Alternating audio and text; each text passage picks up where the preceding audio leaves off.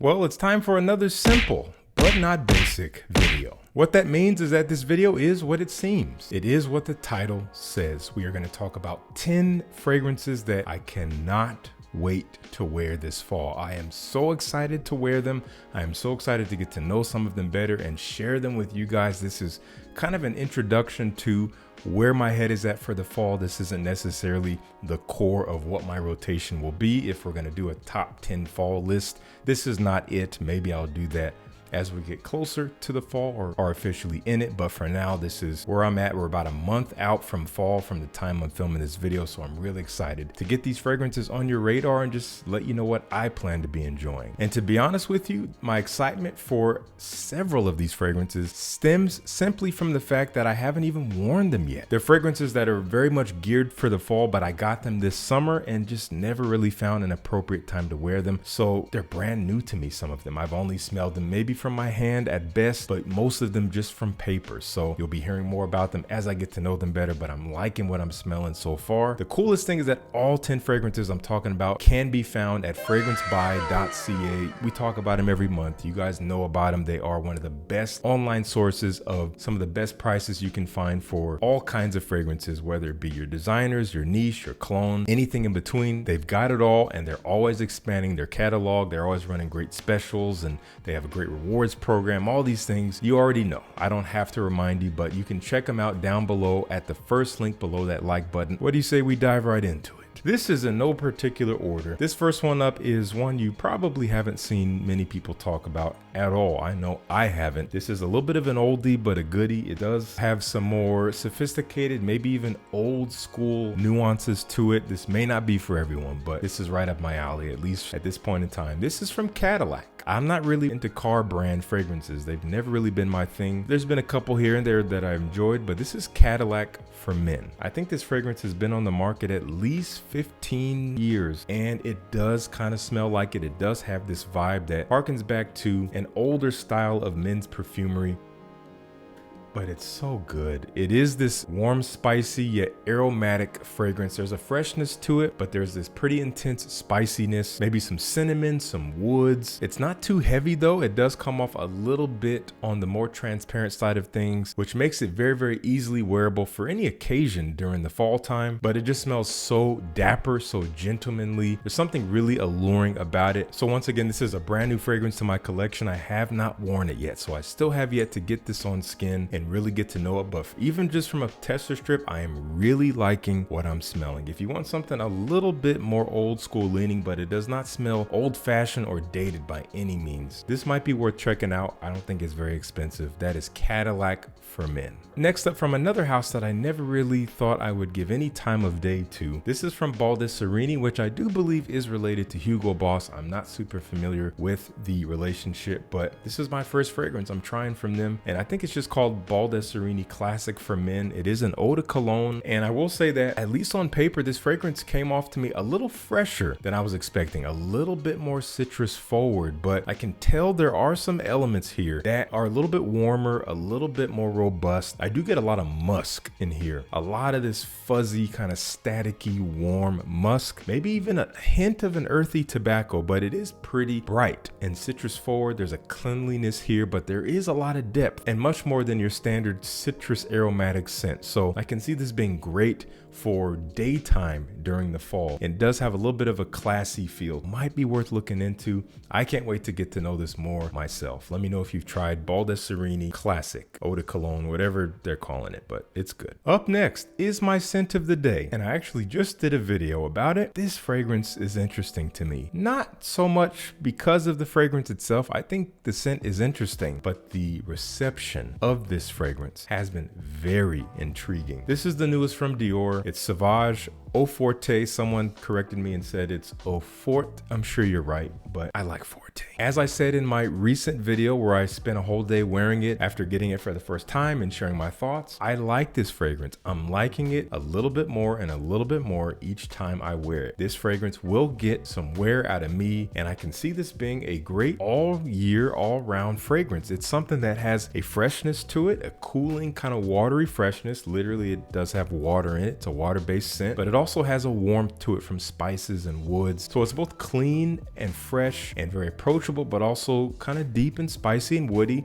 It does kind of expand on the Sauvage DNA, but it doesn't smell explicitly like Dior Sauvage. Again, what has astounded me about this scent is how much hate there is. I don't remember the last time I saw so much widespread negative feedback for fragrance. Now, I'll be honest with you. I think a lot of this feedback is based from people who haven't actually spent time with the scent. Maybe at best they smelled it in stores on paper and then jumped on the bandwagon. But if you have not given this a full wearing, I'm talking 2-3 sprays, worn it out into the world over the course of a day or multiple days, then I don't know if you can really speak with authenticity and with accuracy about this fragrance. Now, if you do that and you still don't like it, then so be it. You gave it a good old college try, as they say, and you're not wrong if you don't like it. And you're also not wrong if you do like it. So all I can say is make sure you try it for yourself, wear it for yourself, maybe go into your nearest store when the sales associate isn't looking, sneak a few sprays, be on your way, and just see how you feel about it. You might feel differently than what the average person is saying about this fragrance, but I seem to be in the minority here of people who like this. And that means a lot from someone who hasn't been a huge fan of the Sauvage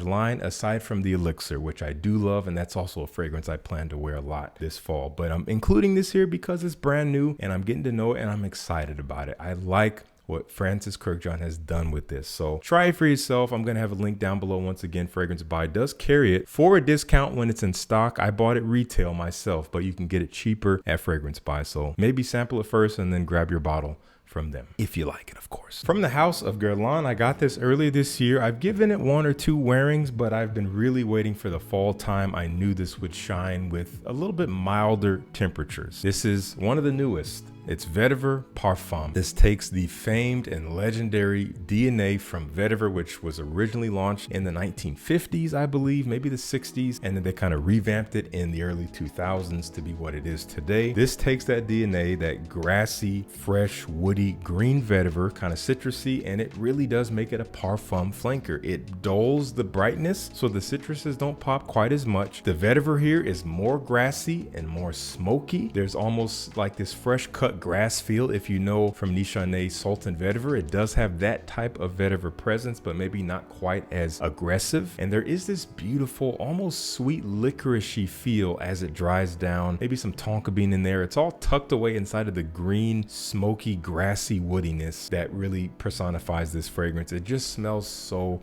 refined. I can't wait to wear this day or night. Not super casual, not super formal, maybe somewhere in the middle. Let me know if you've tried this one and if you also enjoyed. That is Guerlain Vetiver Parfum. Next up is a fragrance I've been so eager to try for years now. Fragrancebuy had it, I requested it, they sent it over, and I had a pretty distinctive expectation for this fragrance. And I will say that, at least so far on paper, it's not what I thought. Not exactly. It is kind of what they said, but it's different. This is from Houbigant. It's called Bois Mystique. If I'm not mistaken, there's 2 versions of this fragrance. I know there's an Extrait de Parfum, and then there's another one, which is maybe an Eau de Parfum. This is called the Eau de Parfum Extreme. I don't know if that's the Extrait. I'm not sure, but I think because of the black label, maybe it is the Extrait. I don't know. And again, I haven't worn it yet, so I can't speak for its presence or its performance. But this fragrance is known to be similar to Royal Oud from Creed. At least one version of it is. So maybe not quite this one, maybe it's the other one, because this is more different from Royal Oud than I was expecting. If you know Royal Oud, then you know it's a dry, woody forward fragrance. Lots of cedar wood, dry and peppery, very realistic smelling with some hints of spices and some green, dusty elements, and maybe even a little bit of sweetness. This is just different from that. It is woody and dry, but not as much. It's a little smoother, rounder, and I feel like there's just more complexity here. Again, I have to get to know it better. This is just on paper, but it's coming off as somewhat of a different animal. I wouldn't even necessarily call it redundant to Royal Oud. They could be worn to the same situations perhaps, so functionally, yes, maybe it is redundant, but in terms of a scent, it's kind of its own thing from what I've gathered so far. So that's all I can say about it right now. Again, haven't worn it. I want to know what you think if you've tried Bois Mystique, but I'm so excited to get to know this because I've wanted to get to know it for years and years. So more to come. From the house of Micallef, I got this fragrance months ago. It's literally sat and I just looked at it. I never even sprayed it on a strip of paper until maybe a few weeks ago, honestly, and I still have yet to put it on skin. Wow. I just sprayed it. It's all in the air. This is called Red Colorado. This has fall vibes for sure, possibly winter as well, but personality wise, it feels like a fall fragrance. This is very woody, green and piney and coniferous, very leathery. The smell's very masculine. It smells like a rugged man, but there is a little bit of a classiness, kind of sophistication here. Have yet to get it on skin to really get the full experience, but for now, I can say this is a relatively unique, woody, leathery fragrance that has some realistic qualities to it. Really enjoying it. Let me know what you think of this one. It is pretty definitive. I'd say one of their more definitive releases. It has a real personality to it, and I think a pretty distinctive story as well. That is Red Colorado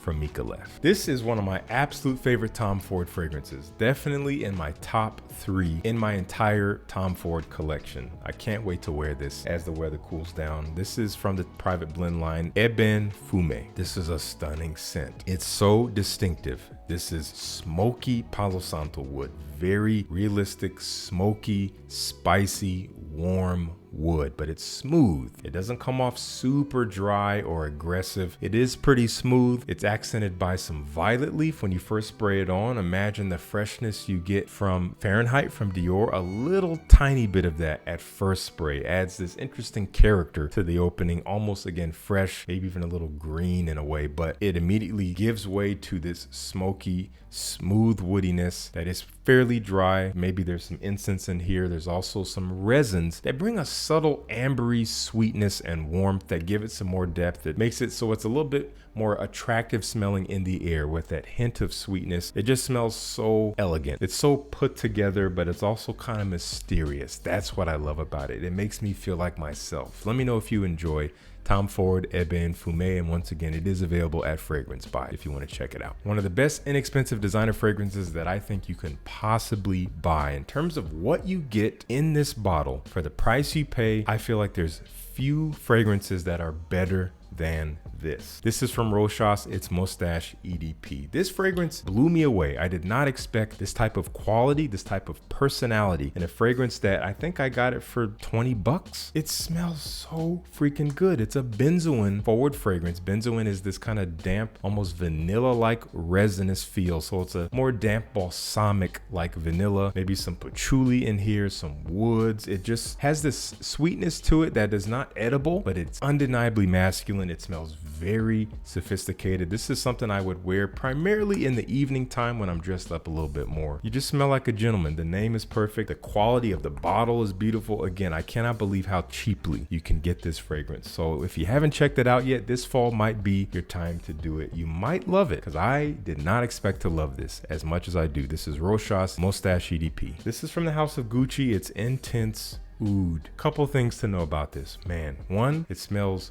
beautiful, so high quality. There is this sweet resinous incensey oud, very easy to understand, not aggressive at all, nothing harsh about this, maybe a fruitiness in there. And the other thing you need to know about it is that it's pretty dang strong. This fragrance could easily choke you out. 2 or 3 sprays with this on a night out, dressed up much more formally. I feel like this darker scent profile is something to dress up into, and it will just serve and supplement your presence and your personality. If you want to just have this very expensive smelling vibe, this is definitely one of the best fragrances Gucci has ever released, if you're asking me. That is Intense Oud. I'm going to make a concerted effort to give this some more love this coming fall. And the final fragrance in this list, once again, no particular order. I did a YouTube short where I unboxed this fragrance and kind of shared a little bit of my story and background behind it. I'm going to link that video up here if you want to get my reintroduction to the scent and again get my personal story behind it. But for now, I'm just going to tell you about the scent. A special fragrance. This is from Aedes de Venustas, which I've never been able to say right, and they call this Musc Encense. One thing to note about it is that I do believe it's discontinued, but I was so surprised to see Fragrancebuy had it in stock. I don't know if they still have it at the time I'm filming this, but if they do, this might be one of those fragrances where if it sounds interesting to you, you might just want to buy it, because I don't think you're going to find a way to sample this easily, because again, stock is limited everywhere. This stuff just moves me. As per the name, musk and incense, those elements are forward here. Smoky, wispy, but in a cooling, fresh way, but also at the same time warm and enveloping from that musk. It just kind of wraps you up. A little bit of clary sage in there and some tonka bean. So I get this kind of green but sweet quality to it. The sweetness added here. Again, in the air, sweetness just smells really good. It's like when you smell cake finishing up in the oven, you can smell it in the air, or a pie or something. There's something about sweet in the air that is just, it gets your attention.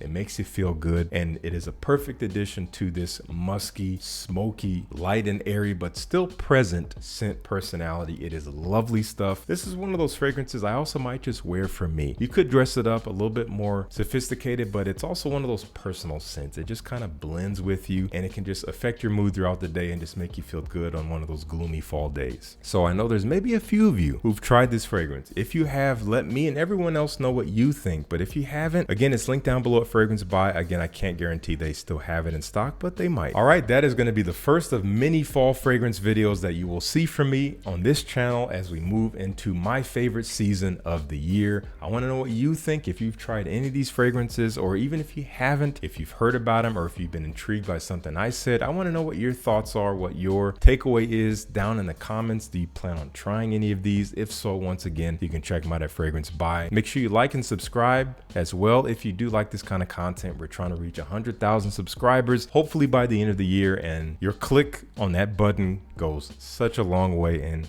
as you probably already know, it's completely free, so why not? Thank you so much for tuning in. Peace. I'll see you in the next one.